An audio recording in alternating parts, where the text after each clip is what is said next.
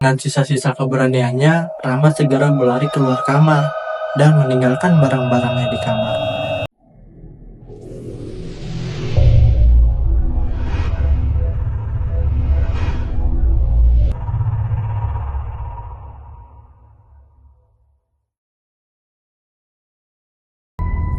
Assalamualaikum teman-teman, kembali lagi di channel kami bersama gua Dapai. Salam penasaran untuk para pengungkap misteri. Pada video kali ini kita akan membahas kisah urban legend yang terdapat di suatu desa yang berada di bagian selatan di daerah Jawa Barat. Kita sebut saja Desa X. Berdiri sebuah hotel tua yang terkenal dengan kisah misterinya. Pernahkah kalian mendengar tentang kamar 305 di sebuah hotel tua yang penuh misteri? Kamar ini bukan sekedar tempat menginap biasa, banyak cerita menyeramkan yang beredar. Mulai dari bisikan-bisikan aneh di malam hari, hingga bayangan yang selalu muncul tanpa sebab. Rahmat, seorang tamu baru, memutuskan untuk menginap di sana. Meskipun sudah diperingatkan oleh resepsionis hotel, namun apa yang menantinya di dalam kamar itu jauh lebih mencekam dari yang ia bayangkan. Apakah Rahmat akan selamat dari malam yang penuh teror? Ataukah ia akan menjadi bagian dari legenda kelam kamar 305? Saksikan kisah lengkapnya di video ini. Tonton sampai habis dan jangan lupa untuk like, komen, dan subscribe.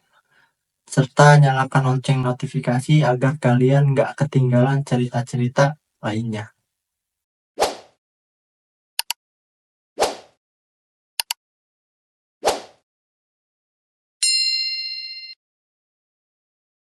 Di suatu desa yang berada di bagian selatan di Jawa Barat, kita sebut saja Desa X, berdiri sebuah hotel tua yang terkenal dengan kisah misterinya.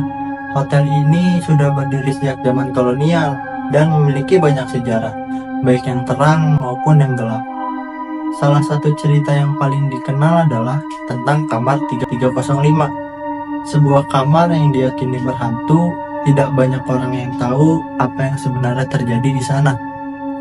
Tetapi rumor mengatakan bahwa seorang wanita muda pernah mengakhiri hidupnya di kamar itu bertahun-tahun yang lalu, dan rohnya tidak pernah pergi dari kamar itu. Suatu hari, seorang pria bernama Rahmat, seorang pengusaha yang sedang ada pekerjaan di sekitar dekat desa kota X tersebut, menginap di hotel tersebut karena ada urusan bisnis. Karena hotel sudah penuh, resepsionis memberinya kamar 305 tanpa memberitahu sejarah gelap kamar itu. Rahmat yang tidak tahu menahu tentang cerita horor di hotel tersebut, dengan santainya menerima kunci kamar dan bergegas menuju kamar. Saat Rahmat memasuki kamar 305, ia merasa ada yang aneh. Suasana dalam kamar itu terasa berat, seolah-olah ada sesuatu yang mengintai dari kegelapan. Lampu di kamar itu redup, dan suhu udara terasa lebih panas dari biasanya. Namun, Rahmat tidak terlalu memikirkan hal tersebut. Ia berpikir mungkin hanya perasaannya saja yang sedang lelah setelah perjalanan panjang. Malam semakin larut, dan Rahmat mulai bersiap-siap untuk tidur. Saat ia mematikan lampu dan merebahkan tubuh di ranjang, ia mendengar suara ketukan pelan di pintu. Awalnya, ia mengira itu hanya tamu yang salah kamar. Dengan santai, ia berkata, "Maaf, Anda salah kamar." Namun, suara ketukan itu tidak berhenti, malah semakin keras, seolah-olah ada seseorang yang ingin memaksa masuk. Merasa terganggu dengan kejadian tersebut, Rahmat bangkit dari tempat tidur dan membuka pintu. Tetapi tidak ada siapa-siapa di luar, koridor hotel pun sepi dan gelap.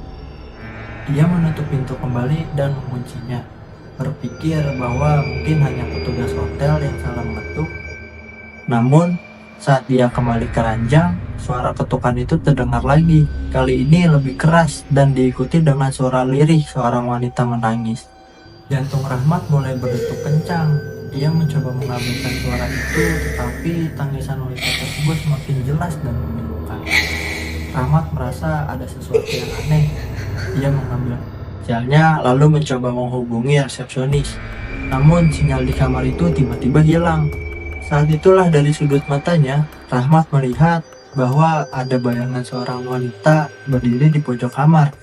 Wanita itu mengenakan gaun putih panjang, rambut tergerai menutupi wajahnya, Tubuhnya sedikit melayang dan wajahnya menghadap ke lantai.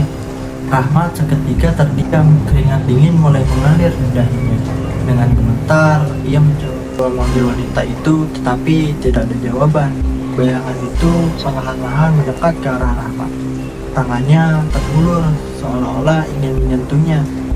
Dengan keberaniannya, Rahmat segera berlari keluar kamar dan meninggalkan barang-barangnya di kamar. Ia berlari menuju lobi dan dengan panik ia menceritakan apa yang baru saja terjadi kepada resepsionis. Resepsionis itu hanya terdiam dan kemudian berkata dengan suara pelan, "Kamar 305 memang bukan kamar biasa, Pak. Banyak yang sudah melihatnya. Bahkan tidak semua orang bisa keluar secepat Anda, Pak." Sejak malam itu, Rahmat tidak pernah menginap lagi di hotel itu. Dan tanpa berpikir panjang, Rahmat langsung meminta kepada resepsionis untuk mengambilkan barang-barangnya yang masih tertinggal di dalam kamar 305 itu. Oke guys, selesai. Oke teman-teman, gimana tuh tadi ceritanya? Akhirnya si Rahmat ini bisa lepas atau bisa lolos dari teror yang ada di kamar hotel 305 itu. Terima kasih yang sudah menonton kisah penghuni kamar 305. Jangan lupa untuk support saya terus agar saya itu bisa improve lagi dalam pembawaan cerita-cerita selanjutnya. Terima kasih teman-teman yang sudah menonton kisah penghuni kamar 305. Semoga cerita ini dapat memberikan pengalaman serta pembelajaran bagi kita agar selalu berhati-hati ketika kita berada di tempat yang baru ataupun yang asing bagi kita. Jika kalian suka dengan video ini, jangan lupa tinggalkan pendapat kalian di kolom komentar dan jangan lupa di like serta di subscribe agar kalian gak ketinggalan untuk cerita-cerita selanjutnya.